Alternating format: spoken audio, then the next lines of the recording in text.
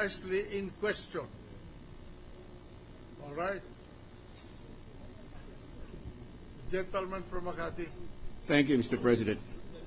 You know, I have kept my peace on this issue because I wanted very carefully to understand it.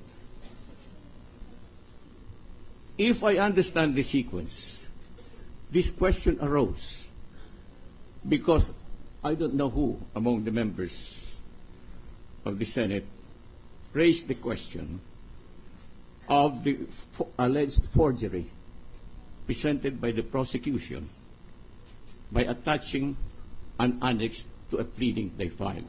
That was the original question. So, evidence was presented here, and we have meandered into several issues. I will limit myself to this point. Annex A to the supplemental petition of the prosecution has been testified to as a forgery by those who have the original of this document. Now, if it is a forgery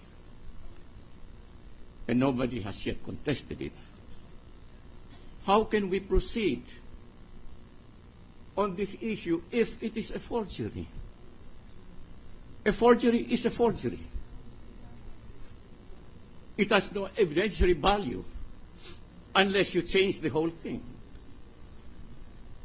Meaning, we have now branched out into asking the bank to produce a document, the original of a document which is forged. How can we do that? We are asking the original from the bank to bring here and compare it, or not compare it, to put even tape the entries which are not dollar related. But how can we do that when the original and the forged document are different? Now, I limit myself to this. A forged document is a forged document. Now, only on that issue do I limit myself, because we are now talking about what is the purpose now of presenting this. I will explain later on the ruling of the chair. Thank you, Mr. President. Once the gentleman is finished. All right. The gentleman is finished. The conclusion that this is a fake document comes from the witness. That's why I made it very, very clear by a leading question whether ito ay imbento. Now, a member of this court asked a question to test the credibility of the witness.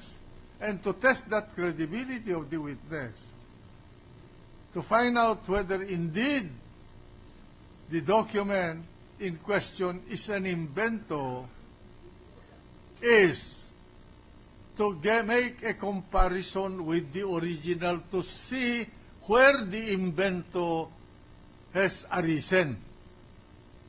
If they're identical in every respect, then the witness will be lying, and so therefore his testimony will be unbelievable.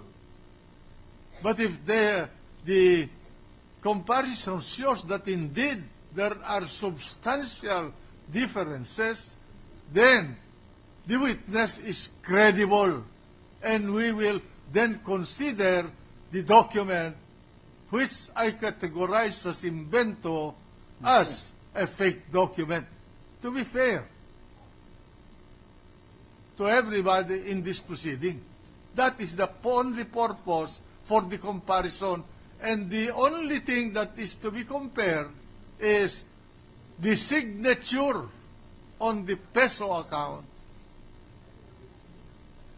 and the identity of the one who imprinted that signature. If they are identical with the, then to the extent of that identity, then this document is not totally a fake document. If there is a discrepancy or differences that is not identical with the original, then to that extent it is an invento. And it will be a suspect document, which will be lacking credence as an evidence in this court. Is that plain enough, or shall I continue explaining it? I'm satisfied with the explanation of the chair. Question. If this is found to be a false document, which, in the explanation of the chair, is the purpose of the inquiry, which was started by Senator Estrada. I think that was the original purpose of Senator Estrada, to find out whether this is a forgery. Nobody even raised this. It was only Senator Estrada who started this thing. Now, if it is a forgery, what happens? We spend so much time explaining what? Now, the idea is, if it's spurious, forged documents are presented here. I don't want to speculate, but I thought that was the thrust of this issue. Then subsequent matters, it doesn't concern me. What concerns me is simply this.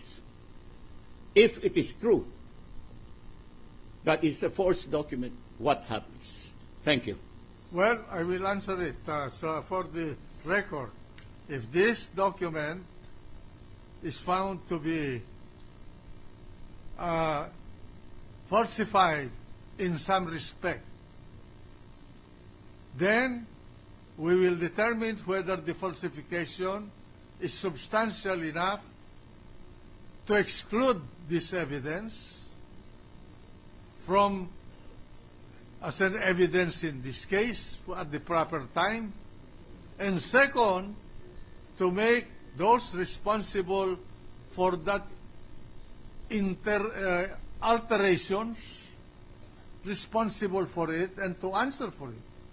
And it will be the burden of the prosecution to explain why they requested for a subpoena duces tecum in the face of an altered document. That is the understanding of this presiding officer. At that point, it's up to the court to decide whether disciplinary measures will be imposed on those who are responsible for the alteration. So then, proceed.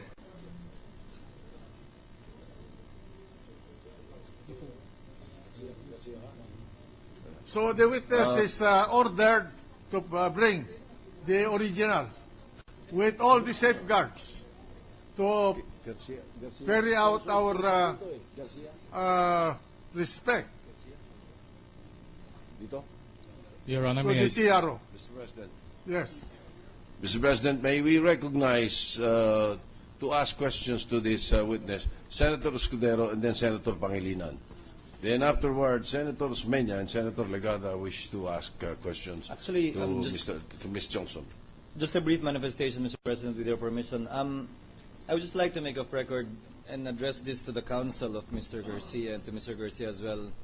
Sirs, we're not trying to pull a fast one on you and try to do, as what counsel said, indirectly what we cannot and will not do directly. As Senator Arroyo pointed out, all we want is to find out if this document is fake or not. But just as a reminder to the prosecution as well, Mr. Garcia and Ms. Johnson are your witnesses. You asked that they be subpoenaed, and unless you impugn their testimony, that will stand insofar as this court is concerned on the fact as to whether or not the attached documents as an annex are fake or genuine. But also bearing in mind, Mr. President, Your Honor, that this is a matter of interest for the Senate as an impeachment court, but has nothing